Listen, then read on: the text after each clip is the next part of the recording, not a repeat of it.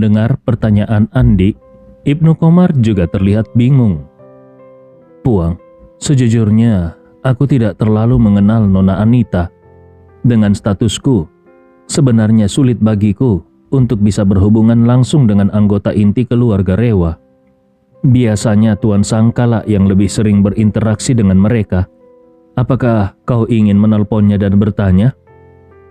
Andi melambaikan tangannya dengan tenang. Tidak perlu. Bertanya juga tidak ada gunanya. Kita lihat saja apa yang dia inginkan. Ibnu Komar kemudian bertanya, jadi, apakah kau akan pergi makan malam dengan Nona Anita besok? Andi Rewa mengangguk. Ya, kalau sudah ada waktunya, beritahu saja aku. Tidak perlu menjemputku. Aku akan pergi sendiri. Ibnu Komar mengangguk. Baik, Puang. Andi teringat akan sosok bibinya. Dalam ingatannya, bibinya adalah wanita yang keras kepala dan suka merendahkan orang lain. Saat Andi berusia 5 tahun, bibinya menikah dengan putra sulung dari keluarga kelas 1 di Jakarta.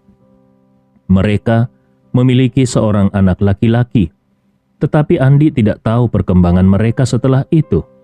Andi bertanya kepada Ibnu Komar, bagaimana status bibiku di keluarga Rewa sekarang? Seharusnya setelah menikah, dia tidak bisa ikut campur lagi dalam urusan keluarga, bukan? Ibnu Komar menjawab dengan jujur, Puang, bibimu sudah lama berpisah dari suaminya. Sejak mereka berpisah, dia kembali tinggal di rumah keluarga Rewa. Andi Rewa mengerutkan keningnya dan bertanya, berpisah? Apa yang terjadi? Ibnu Komar tersenyum kecut.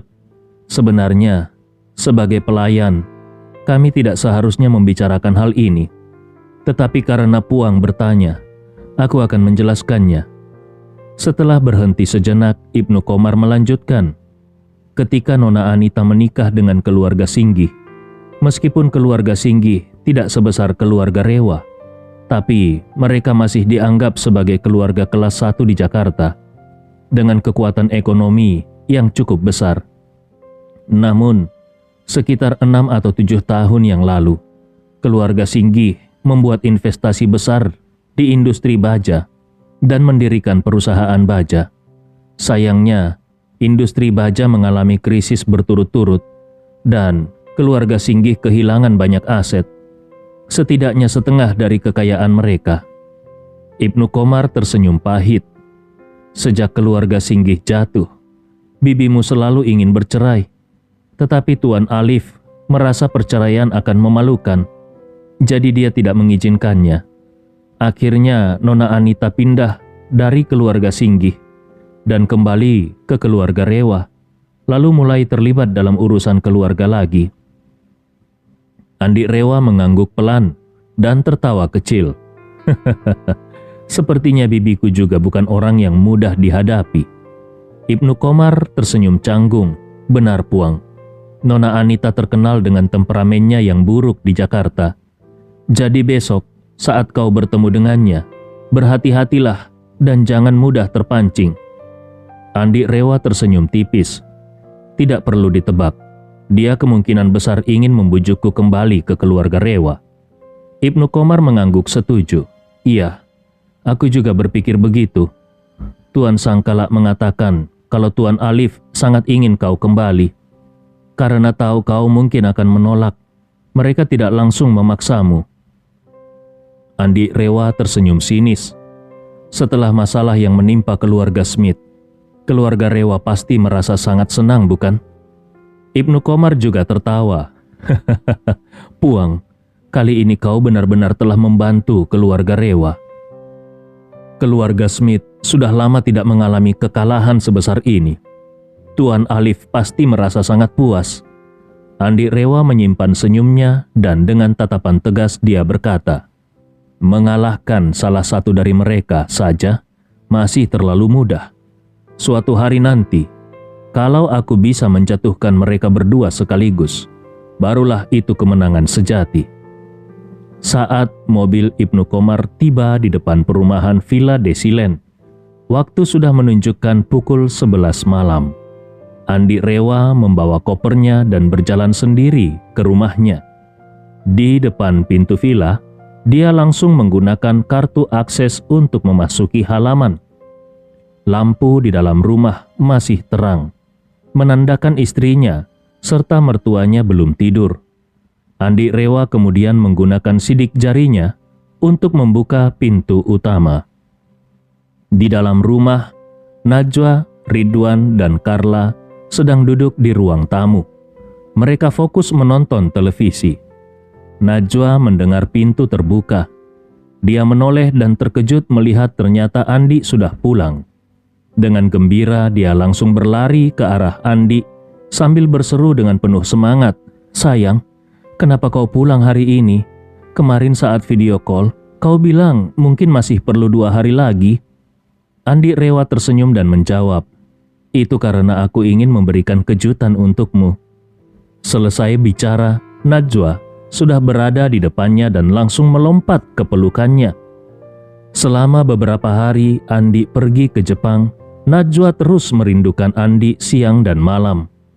Sebelumnya, dia jarang merasa seperti ini. Dia memang pernah merindukan Andi saat suaminya itu pergi ke Jakarta. Tetapi perasaan rindunya tidak sekuat ini. Jadi, ketika melihat Andi tiba-tiba kembali, dia tidak lagi mempedulikan sikapnya yang biasanya selalu anggun dan langsung memeluk suaminya erat-erat. Andi pun tidak menyangka kalau istrinya akan memeluknya secara langsung di depan ayah dan ibu mertuanya. Dia merasa senang tapi juga sedikit malu. Najwa juga tersadar dan wajahnya langsung memerah karena malu. Dengan agak malu dan sedikit cemas dia berkata, "Tadi kami nonton berita di TV, katanya beberapa hari lalu ada pembantaian di Jepang. Lebih dari 30 orang tewas, itu benar-benar menakutkan." Andi Rewa terkejut dan bertanya, "Beritanya sudah sampai di sini?" Najwa mengangguk cepat dan berkata dengan serius, "Iya, beberapa stasiun televisi melaporkannya. Katanya bahkan militer ikut dikerahkan di bandara untuk menangkap para tersangka. 3 bus penuh dengan tersangka ditahan. Keamanan di Jepang sepertinya mengerikan. Kalau tahu di sana seberbahaya itu, aku tidak akan mengizinkanmu pergi." Andi Rewa tersenyum dan berkata, "Aku juga tidak tahu kalau situasinya begitu kacau. Tapi sepertinya itu hanya insiden yang jarang terjadi." Saat ini, Carla sudah berlari mendekat dengan penuh antusias. Seraya berkata dengan gembira, "Wah, menantuku yang baik, akhirnya kau pulang. Kau tidak tahu betapa rindunya ibu padamu selama kau pergi ke Jepang." Ridwan langsung menyela dari samping dengan nada mencemooh, "Yang kau rindukan itu bukan Andi, tapi oleh-oleh yang dia bawa untukmu." Carla langsung melotot ke arah Ridwan dan memarahinya, "Ridwan, jangan bicara sembarangan. Semua yang aku katakan berasal dari hatiku. Meskipun menantuku tidak membawakan apa-apa, aku tetap merindukannya." Setelah memarahi suaminya, Carla langsung menoleh ke arah Andi dan bertanya dengan senyum lebar, "Menantuku yang baik, kau bawakan hadiah untuk ibu bukan?" Andi mengangguk, "Iya, aku bawa. Semuanya sudah kusiapkan." Sambil berbicara, Andi mengeluarkan hadiah-hadiah yang dibelinya. Pertama, dia mengambil cincin yang dibelinya untuk Najwa dan menyerahkannya ke tangan istrinya. Sambil berkata, "Sayang, ini untukmu. Coba buka dan lihat." Najwa bertanya dengan penuh antusias, "Apa ini?" Andi Rewa tersenyum, "Buka saja bungkusnya, kau pasti akan tahu." Di samping mereka, Carla juga ikut mendesak dengan penuh rasa ingin tahu. "Najwa, cepat buka bungkusnya, biar ibu juga bisa melihat apa yang diberikan oleh menantu kesayangan ibu untukmu." Carla melihat itu dengan sudah tidak sabar. Melihat Carla yang sudah tidak sabar, Andi meletakkan kopernya di lantai dan bersiap untuk membuka kopernya. Carla yang sudah tidak tahan lagi langsung jongkok dan dengan senyum manis berkata, "Aduh, menantu kesayangan, hal seperti ini mana mungkin harus kau yang repot-repot. Biar ibu yang ambil ya." Andi Rewa hanya bisa tersenyum, tidak berdaya dan tidak menolak. Carla membuka koper dan melihat di bagian atas ada tas besar berlabel Boss. Dia tidak bisa menahan diri untuk berkomentar. Wah, Boss ini kan pakaian pria bukan? Andi Rewa mengangguk dan menjawab, iya, itu setelan jas untuk ayah. Dia sekarang jadi anggota pengurus tetap Asosiasi Kaligrafi. Sering ada acara dan sebagai pemimpin, dia harus tampil keren saat keluar. Ridwan yang berada di dekatnya langsung tampak bersemangat. Wah, Andi, kau memang menantu terbaik ayah. Ayah sudah lama ingin beli jas yang bagus untuk acara asosiasi, tapi selalu ragu untuk membelinya. Ayah tidak menyangka kau sudah menyiapkannya untuk ayah. Terima kasih banyak. Carla melirik dengan tidak suka. Dia mengambil tas jas itu dan melemparkannya ke kaki Ridwan sambil berkata sinis. Kau pikir kau pantas memakai jas sebagus itu? Lihat dulu wajahmu yang tua itu. Cocok tidak? Ridwan merasa kesal dan menjawab, kenapa aku tidak pantas memakainya? Aku ini baru berusia 50 tahun lebih. Itu hanya lebih sedikit dan belum buncit. Berbeda denganmu yang bentuk badannya sudah berantakan. Carla langsung naik pitam dan memaki. Apa kau bilang? Berani-beraninya kau bilang badanku sudah berantakan. Kau sudah bosan hidup ya? Ridwan buru-buru menarik lehernya dan berkata dengan canggung, Aku cuma bercanda. Carla menatapnya tajam, lalu berbalik dan berbicara manis kepada Andi. Menantuku yang baik, kenapa kau belikan dia jas Boss segala? Orang tua seperti dia, pakai barang palsu saja sudah cukup. Jam tangan Rolex palsu yang kau belikan sebelumnya saja sudah pas untuknya. Andi Rewa tertawa dan berkata, Bu, jas ayah itu tidak mahal kok. Itu barang diskon. Hadiah buat ibu justru jauh lebih mahal. Begitu mendengar hal itu, wajah Carla langsung berseri-seri. Dia berkata dengan penuh antusias, benarkah? Aduh, menantu kesayanganku, memang yang paling tahu caranya memanjakan ibu. Apa hadiahnya? Cepat tunjukkan pada ibu. Andi Rewa mengeluarkan 2 kotak berlogo Tiffany dari kopernya dan menyerahkan salah satunya yang lebih besar kepada Carla sambil berkata, Bu, ini hadiah untuk ibu. Begitu melihat logo Tiffany di kotak itu, Carla langsung melompat kegirangan. Wah, Tiffany, ini merek terkenal internasional. Dengan penuh semangat, dia langsung membuka bungkus kotak itu. Ketika membuka kotak perhiasan Tiffany yang indah, Carla melihat sebuah gelang emas bertabur berlian di dalamnya. Dia pun berteriak kegirangan sambil berjingkrak. Astaga, aku kenal gelang ini. Di sini harganya bisa puluhan juta. Pasti di Jepang juga mahal ya? Andi Rewa tersenyum. Yang penting ibu suka, tidak perlu khawatir soal harganya. Carla dengan senyum lebar berkata, kau memang menantuku yang terbaik. Kata-katamu saja membuat hati ibu senang. Carla langsung mengenakan gelang itu dan melihatnya di bawah cahaya dari berbagai sudut. Sambil mengaguminya, dia berkata, perhiasan Tiffany ini benar-benar luar biasa. Kualitasnya sempurna, tidak ada cacat sedikit pun. Ketika dipakai di tanganku, terlihat benar-benar cocok dengan gayaku. Ridwan yang berdiri di samping hanya bisa melirik dengan sinis, tetapi tidak berani mengatakan apa-apa.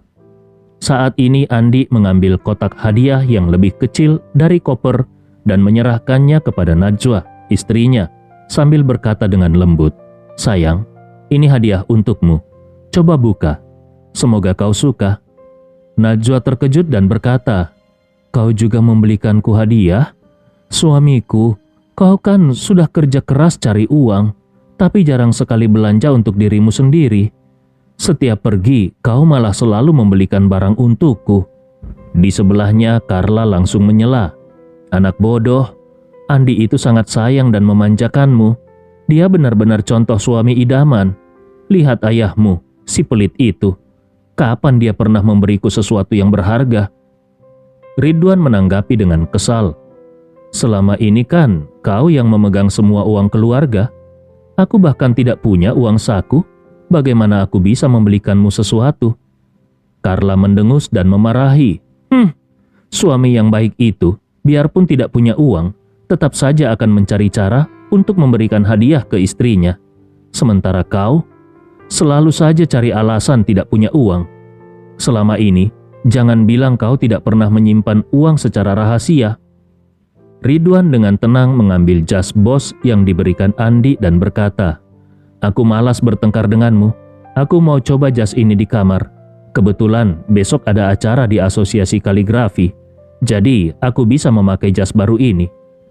Najwa dengan hati-hati membuka bungkus hadiah dari Andi. Saat melihat isi kotaknya, sebuah cincin berlian yang berkilauan. Dia terkejut dan langsung menutup mulutnya. Mata Carla langsung melebar. Astaga, berlian sebesar ini, pasti minimal 3 karat bukan? Andi Rewa tersenyum dan berkata, "Ibu benar, cincin ini punya berlian utama 3,2 karat. Carla sangat terkejut hingga merinding dan berkata, "Astaga, sebesar itu? Pasti harganya ratusan juta ya?" Andi Rewa tersenyum, "Kira-kira 80 juta rupiah." Mendengar nominal tersebut, Carla langsung berseru sambil menepuk-nepuk dadanya. 80 juta? Kau berbicara seolah itu bukan apa-apa. Kau benar-benar hebat, luar biasa. Sementara itu, Najwa masih terkejut dan berkata, "Andi, kau sudah bekerja keras setiap hari. Kenapa kau harus beli cincin semahal ini? Aku bahkan tidak akan bisa memakainya kemana-mana. Rasanya jadi mubazir." Andi menatap istrinya dengan serius dan berkata, "Sayang, kita sudah menikah cukup lama, tapi aku belum pernah memberikanmu cincin pernikahan. Anggaplah ini sebagai cincin pernikahan yang terlambat dariku." Mata Najwa mulai basah, penuh dengan rasa haru. Dia berkata dengan suara terisak, "Kalau memang kau ingin membelikan cincin pernikahan, cukup 2 atau 3 juta saja, itu sudah cukup. Kau tidak perlu membelikan yang semahal ini." Kemudian dia menyeka air matanya dan melanjutkan, "Selain itu, kau juga selalu membelikanku dan orang tuaku barang-barang, tapi tidak pernah membeli apapun untuk dirimu sendiri. Aku merasa tidak enak hati." Andi Rewa tersenyum dan mengambil cincin itu. Sambil memegang tangan kanan istrinya, dia berkata dengan tulus, "Sayang, menikah denganmu adalah keberuntunganku. Terima kasih karena sudah selalu berada di sisiku selama ini. Cincin ini adalah penebusanku sebagai suami. Kau harus menerimanya." Carla langsung mendukung dengan semangat. "Nak, lihatlah betapa baiknya Andi kepadamu. Kau harus hidup bahagia bersama dia dan cepat-cepat memberi kami cucu." Mendengar ucapan ibunya itu, Najwa yang tadinya terharu mendengar kata-kata manis Andi, kini wajahnya langsung memerah karena malu. Saat ini, Andi memasangkan cincin itu dengan hati-hati di jari manis tangan kanan Najwa sambil tersenyum dan berkata, "Sayang, kebersamaan adalah bentuk cinta paling tulus. Terima kasih karena sudah selalu berada di sampingku." Pada saat ini, Najwa sudah sangat terharu hingga air matanya mengalir deras saat dia mengenang tahun-tahun pernikahannya dengan Andi Rewa. Banyak kenangan dan perasaan yang berkecamuk di dalam hatinya. Dulu, ketika kakeknya bersikeras memaksanya menikah dengan Andi, dia merasa bingung dan tidak mengerti. Seluruh keluarganya menentang keras keputusan tersebut, tetapi kakeknya tetap menggunakan wibawanya untuk memaksanya menerima pernikahan itu. Karena pernikahan ini terpaksa, maka sejak awal Najwa sudah memiliki pemahaman yang salah tentang pernikahan. Setelah menikah dengan Andi, dia menganggap pernikahan itu hanyalah sekedar memenuhi perintah kakeknya. Mereka hanya hidup bersama sebagai sepasang suami istri, tetapi apakah mereka cocok atau saling mencintai, dia pikir itu tidak penting. Oleh karena itu, untuk waktu yang cukup lama, mereka hidup dengan saling menghormati, namun berjarak, seperti dua orang asing yang kebetulan tinggal di bawah atap yang sama. Di awal pernikahan, Najwa bahkan harus menanggung tekanan besar dari berbagai pihak karena status Andi. Saat itu semua orang di sekitarnya terus mengatakan bahwa Andi Rewa adalah orang yang tidak berguna, seorang pecundang, dan bahwa dia tidak seharusnya menikah dengan Andi. Mereka mendesaknya untuk segera bercerai. Namun, meskipun pernikahan ini bukan atas keinginannya sendiri, Najwa tidak ingin mengambil jalan perceraian. Baginya, Andi tidak pernah melakukan kesalahan apapun. Seiring berjalannya waktu, dalam kehidupan pernikahan mereka, Najwa mulai melihat sisi positif Andi, dan perlahan-lahan mulai tumbuh rasa simpati di hatinya. Meski begitu, dia masih belum memahami sepenuhnya apa itu cinta dan kasih sayang. Karena tidak pernah benar-benar menjalani hubungan cinta sebelumnya, Najwa pun cukup bingung dan polos tentang perasaannya. Akibatnya, pernikahan mereka berjalan tanpa arah yang jelas hingga hari ini. Namun, sekarang, setelah mendengar pengakuan tulus Andi, detak jantungnya tiba-tiba berdegup kencang, membuatnya sulit bernapas dan merasa pusing. Perasaan ini membuatnya terharu hingga menangis. Di sebelahnya, Carla yang menyaksikan semua ini merasa sangat senang.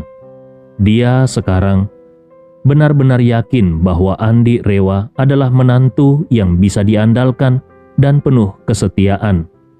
Dulu, para pria kaya yang pernah mendekati Najwa memang bersikap sangat manis padanya, tapi tidak ada satupun dari mereka yang bisa menunjukkan ketulusan seperti yang ditunjukkan oleh Andi.